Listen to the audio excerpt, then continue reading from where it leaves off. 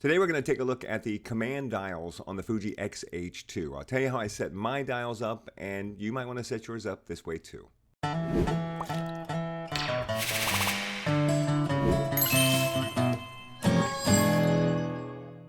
Before we get started, be sure and check out my podcast. It's called Photobomb. It's available anywhere that podcasts are found. I also have a group on Facebook called Pro Photo Talk with Gripe. I'd love it if you would join that group.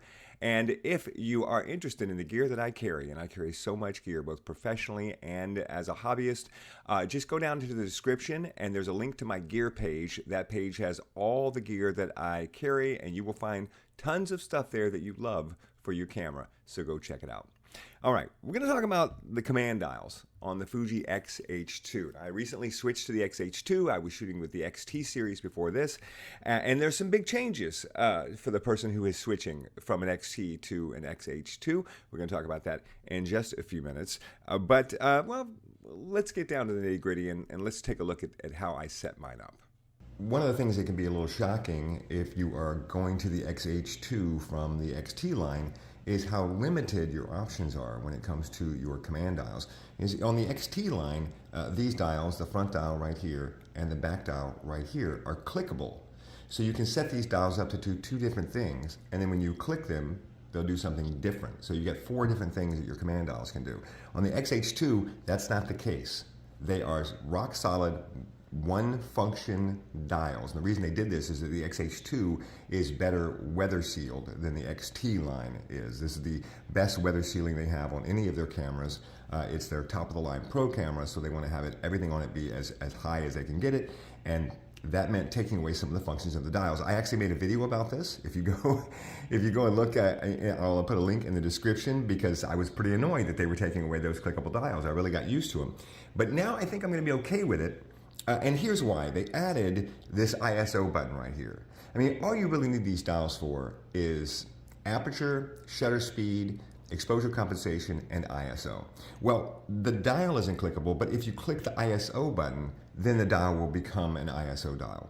So you just have to click a different spot than before.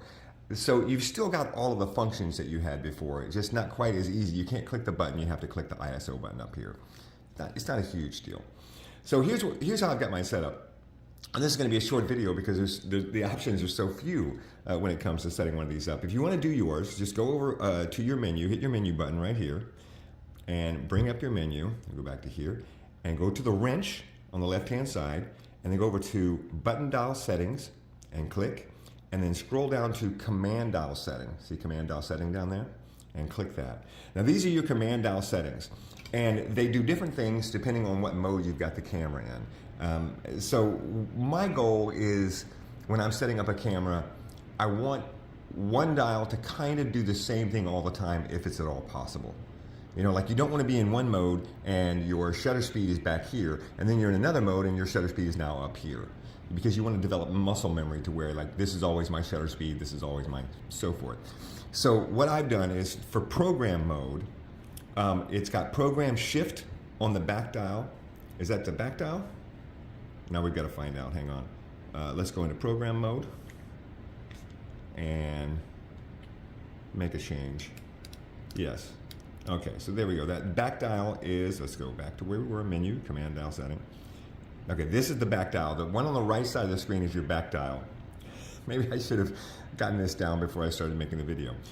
This is your back dial on this side, and this is your front dial. So as you can see on this, I've set up so that my back dial is exposure compensation as much as possible. So I just want to know, when I'm in an auto mode, this is my exposure compensation. This is my go-to dial, right? So you can set this one up to where it's, as you can see, there's only two options, and you just swap them back and forth. So all you have to really do is decide where you want the main thing to be, or the thing you use the most, and then you put it there. So for me, it's exposure compensation. I want that on the back dial. So there it is, back dial. And then when you go down to shutter priority mode, I did the same thing. And again, you've only got, all you can do is swap them. You're gonna have exposure compensation on one dial, you're gonna have shutter speed on the other dial. Where do you want them, right? Just swap them back and forth. So again, same thing, aperture priority, same thing. I want the back dial to be exposure compensation. Now, you'll notice here under aperture priority that it's got an F.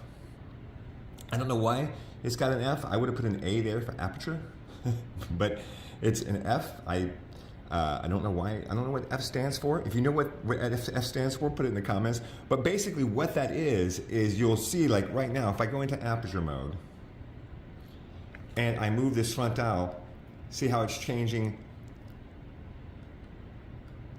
It's changing my aperture. But the only reason it's doing it is because I have my aperture set in auto. If I take my aperture out of auto and I do it from the dial ring here, this now does nothing, which is kind of frustrating to me, because it would be great if I could just do my aperture here and just have this be ISO all the time, right? This is ISO and this would be shutter speed. That would be great. See, this is your exposure compensation, I'm sorry. That would be great if I could assign this to be something else, but they decided with the X-H2 that when you are in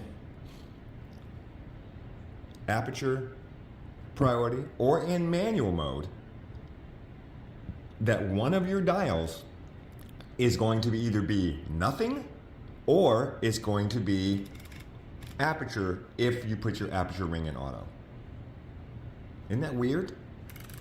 It just seems like a waste, because if you're using this ring here, then you just got a dead dial. This dial does nothing.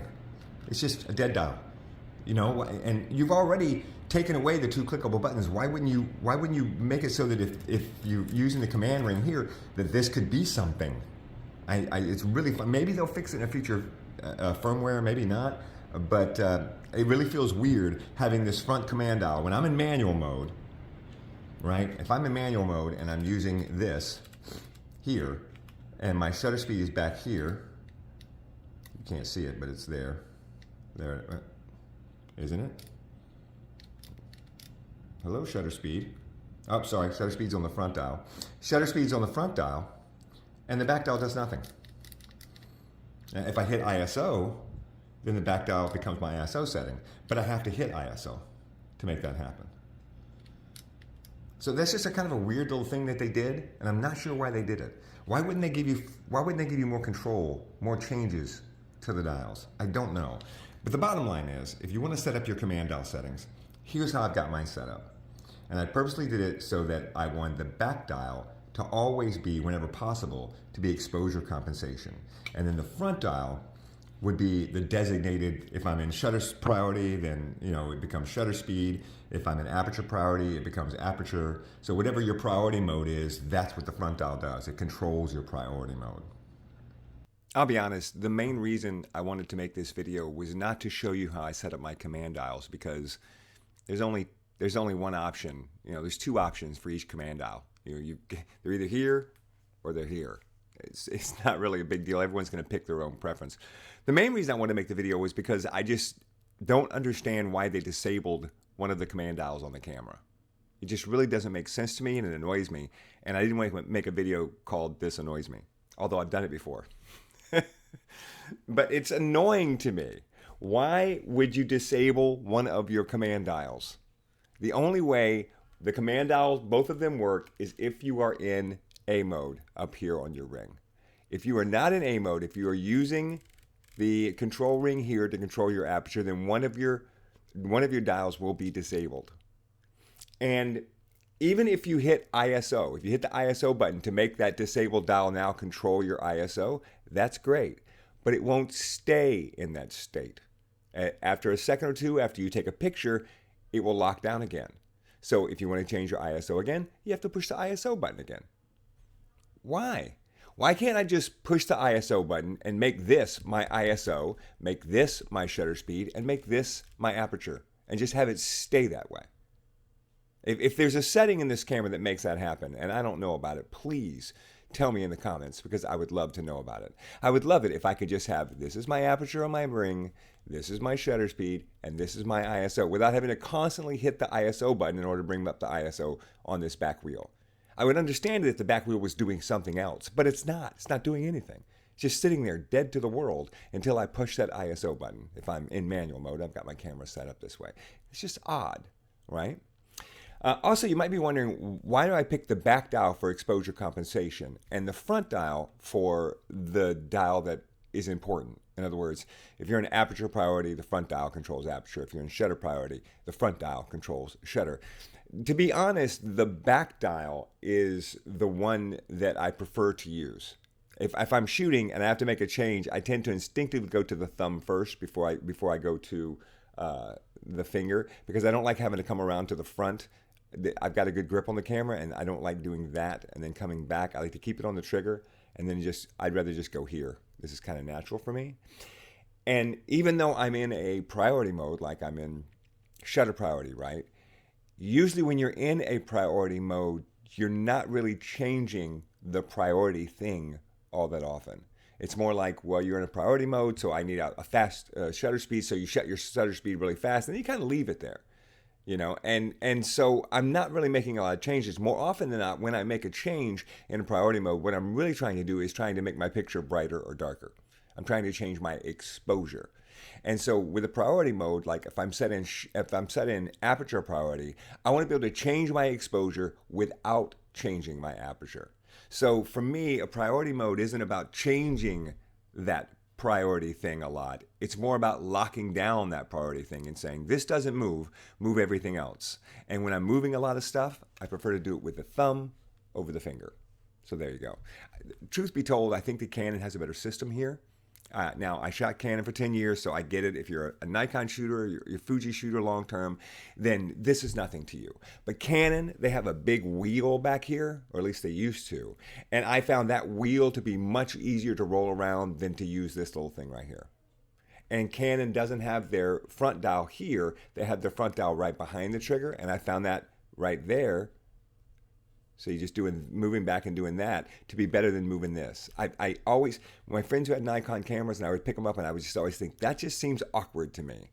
And it still does, even though I've been shooting with Fuji for a while. It just seems better to me to have the wheel be right here next to the trigger and have this big wheel back here as opposed to this little one. Probably this one more than this one. All right, well, that does it. As usual, what should have been a 3-minute video is now, I don't know, a 10-minute video. but welcome to my channel. If this is your first time here, get used to it. Be sure and subscribe and throw me a like so I can help to keep this channel alive. And check out my other videos, because I have so many videos about photography theory and about all these cameras and things I like and I don't like. And we have a great community here, and I would love it if you become a part of it. I'll see you next time.